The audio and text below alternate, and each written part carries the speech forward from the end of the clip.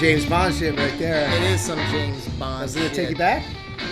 It does have a little nostalgia to it, I would say. We're back, Lewis. We are. We are here in East Philadelphia, 21 Soul, live at the Ropeadope Room with a live studio audience today. And that is not canned applause. That's real applause right there. I'm Fabian Brown. I'm here with Lewis Marks. Hello, hello. And Edis knows I don't have a drink for the show. All right. I'll talk a little bit about this. You go ahead and grab a drink. Yeah. Go for it. Whew. I am so glad he left. All right. We're coming in. I don't need a co-host. Coming in with YNZ. Capital letters. Record that's coming out here in the fall. The song is called Outta My Head.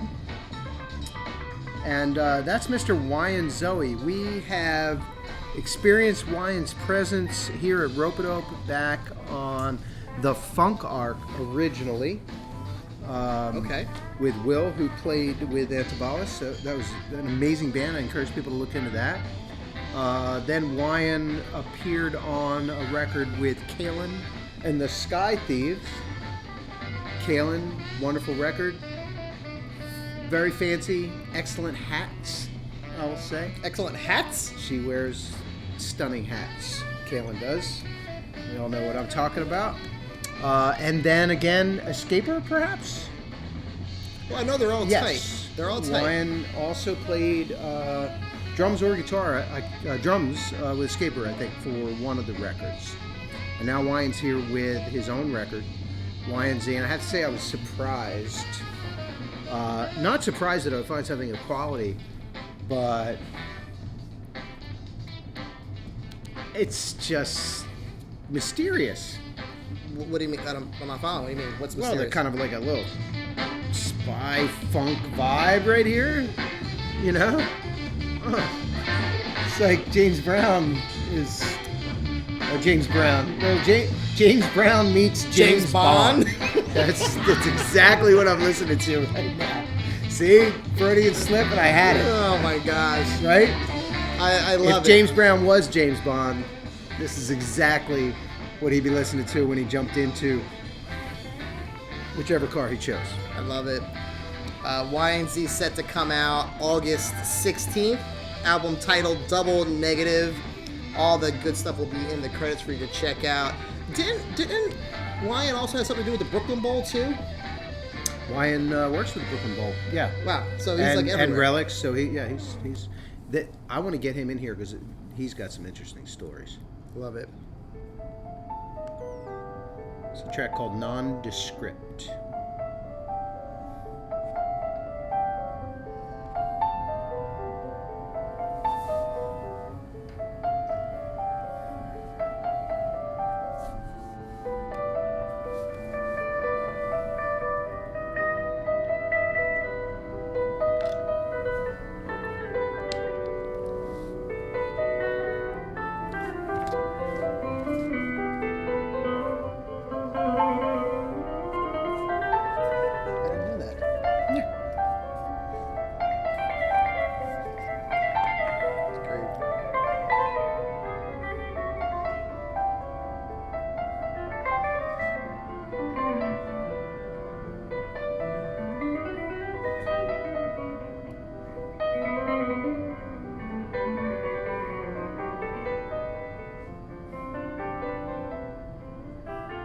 You know, in the world of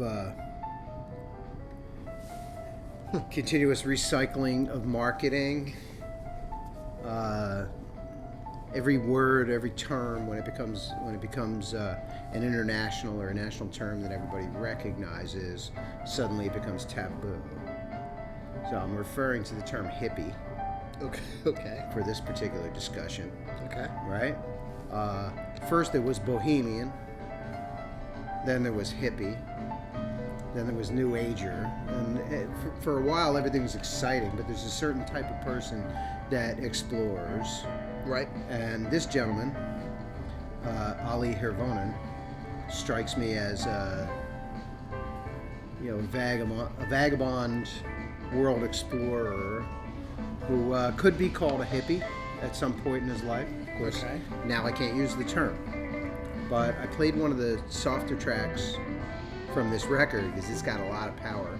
I don't know if the audience has heard it yet, but he is not only skilled at the guitar, but also very powerful. Reminds me of Pat Metheny. And a little Kurt Rosenwinkel thrown in there. Little blend. Now, this is also one of Andy's picks, correct? That's right, Andrew Neasley. Okay. Jesus on the main line.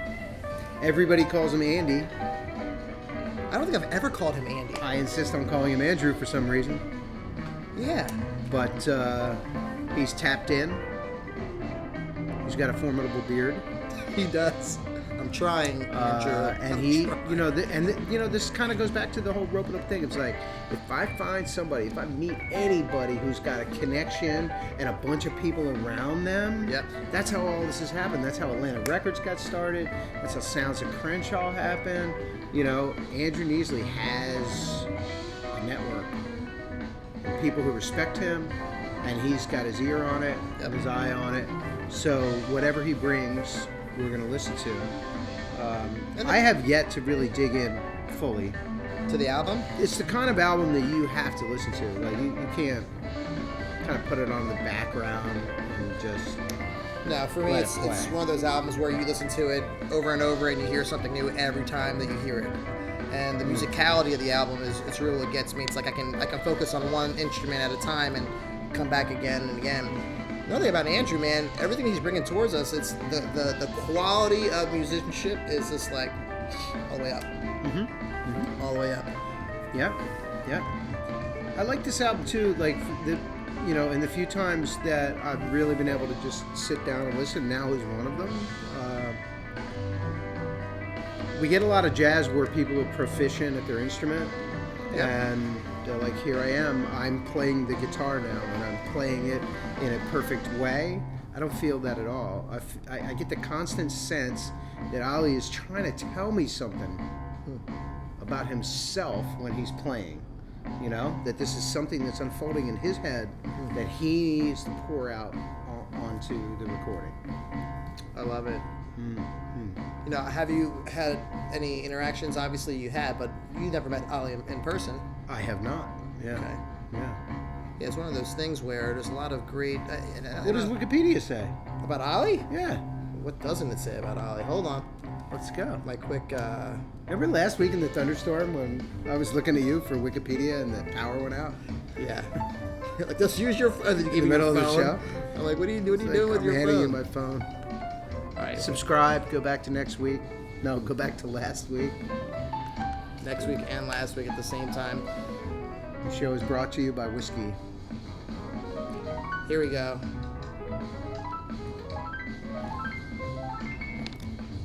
Let's From see. Sweden? Sweden? Finland! Finnish-born, Brooklyn-based We can edit guitarist. that, right? Yeah.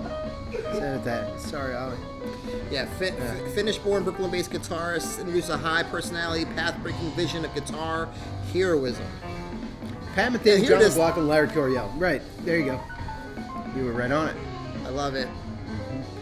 This is set for release for August 30th. The album is titled Displaced. I'd love to find out who's on piano on that, but we're going to go into the next track. I heard a rumor that somebody from Snack Cat is also on this album. Is that right? Is that rumor true? Yeah, Nathan on the bell. You guys. It's not Jeff Nathan, right? Not Jeff Nathan. Not that guy. No, Okay. not that guy. Not that guy. One day, Jeff Nathan This is a special treat right now. This is a track from an upcoming record out in August from the great Russell Gunn. The centerpiece to his new record, which is all about Egypt and royalty. The Royal Krunk Jazz Orkestra. Pyramids.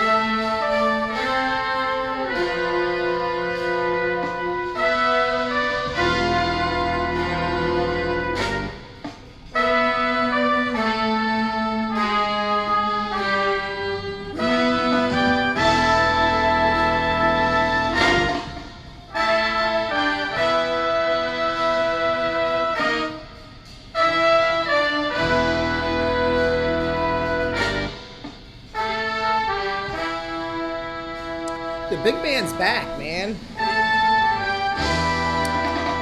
It's back. The big band is back, but this is more than that. And I would have loved to have shared a couple of other tracks from this record, but it's a little bit early for that. Just want to give you a sense of the flavor. The big band speaking to a majestic subject. Yeah. The thing is all about Egypt. It's a 33-minute record that feels like it's an hour long.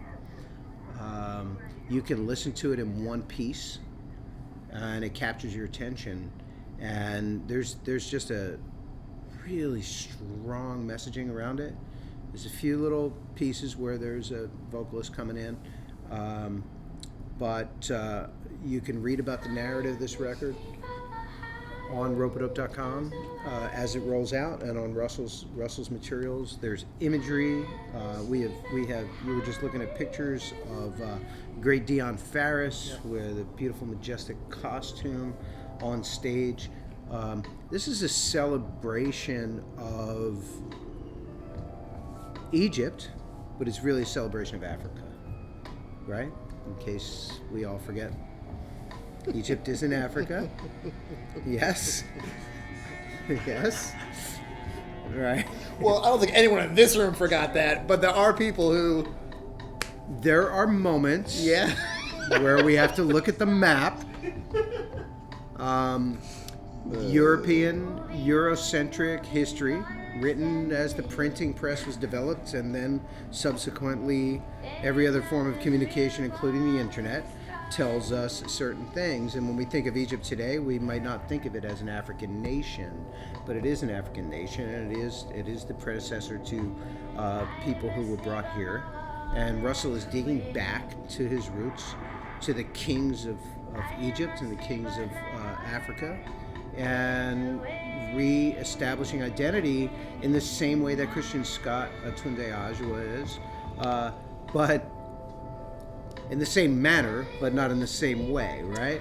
So, the big band is back. So Russell's vision is orchestral, Yes. whereas Christian's is maybe a little bit more individual, forensic in that way. So he's basically capturing the majesty of that procession, as I hear it. No. And it's really stunning. And as he speaks to it too. This album, a little bit different than from the last. So, help me with my French, Louis. Zhou, come on.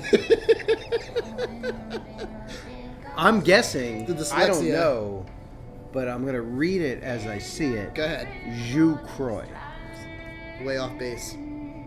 I promise I have a high school degree. But this is a hybrid. This is exactly the opposite. This is this is sort of hybrid words, right? It's not a particular language. Zhou Kroix. Count the clocks. These are those little scientists up in New York. E. Scott Linder and Adam Ahuja. And Haddon Heights. Just they've got the thing bubbling. Yeah, little the tubes beakers and the knobs, and they're like, "What can we cook up that's unusual and different?" Yeah, they're a strong 1-2 Yeah. punch. Those cats. Yeah. Wow, it's wonderful. And they keep pushing, great music out too in all different formats. And I think E. Scott Linder is the guy behind the scenes that's bringing all these guys into his studio. And like you said, it's like the laboratory. They really have free reign of just getting a lot of things that's in their head, and out and experimenting with it, and get awesome recordings like this. Pinch recordings. The Song is called "Violet and the Dead," chosen not just for the sound but also for the title. What does that evoke for you? Violent and the Dead. Violet and the Dead. Absolute confusion. I don't really understand it. Yeah, we'll see. I thought he had something profound to say on that one. I haven't listened intently enough yet to know all the lyrics. Maybe it's revealed. So play it over and over again on Spotify and tell us what you think. Love it. August 30th, set for release on August 30th. Count. So the clocks. Olli's on August 30th. Yep. Russell. Zhou is on August 30th. Yep. Russell Gunn is on August 30th. Isn't there another Andy's Picks on August 30th? On the 30th? Let me see. I think so. Remember when we said we would not release any records in August? I do remember that. I think 3 years in a row I remember that. Every year you say that. I'm like, oh, that's the best idea ever. And then, no. No, so we have David Whitman. And I want to really? mention this, another one of Andy's Picks coming on August 23rd. Yeah. So, Yeah. August is a busy month, apparently. Yeah. We are going to return. We've had a wonderful day here. We have more music coming up in the coming weeks. Yeah. We have a very busy fall with, why don't you rifle off some of the September releases? Oh, man. Do you want me to let the cat out the Tell- bag? All right. Tell the people what we got coming. All right, so Adam Larson's coming in September. Jared Sims, Bright Dog Red, Tender Yes. Triage, and you got to help me with Casimir. Lebersky. Thank you. Dust Lights is coming. Amazing record. You want me to say this one? Absolutely. All right, Ramsey Lewis and the Urban Knights is coming at the end of September, and then Horny Electric Band. And this one snuck into the playlist here, and I think because that's our actual live guest studio audience. Is that the deal? Absolutely. Absolutely. Yeah. Look at Welcome, these Snack cats over Cat. here. We got it. We got it. They got themselves right onto the show. Showing up is most of it, folks. Yeah. Love it. Showing up is most of it. Special thanks to all you guys out there. Make sure you subscribe. Make sure you check out us on social media. Make sure you're supporting musicians, independent musicians who are doing everything to put their art out to support themselves in this crazy ass thing called life. Think about it. That's their life. Just make music so the rest of us can enjoy it. True. For $10 a month. For It's absolutely insane. 0.0004 cents on a stream. God bless them. Let's take a listen to the music. Snack Cat on the way out.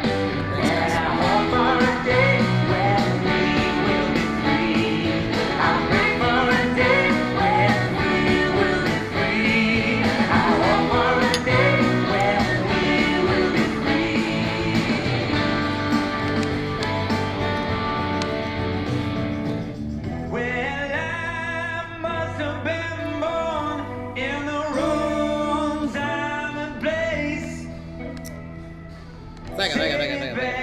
To the 70s, to the songs which I can relate.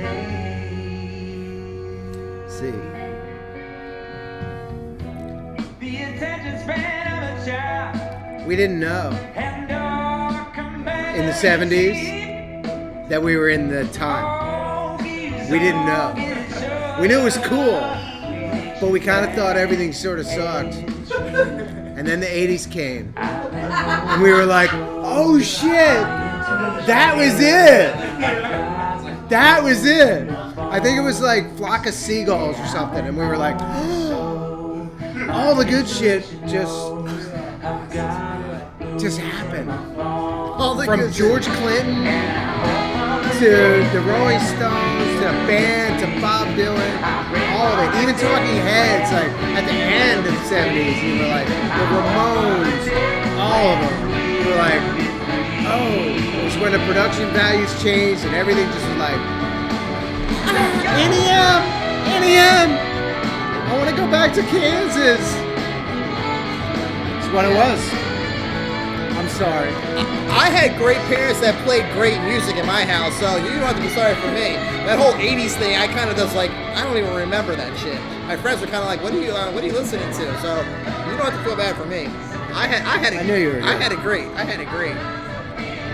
Thanks, guys. Good times are coming again. People are making the music. All right, we good?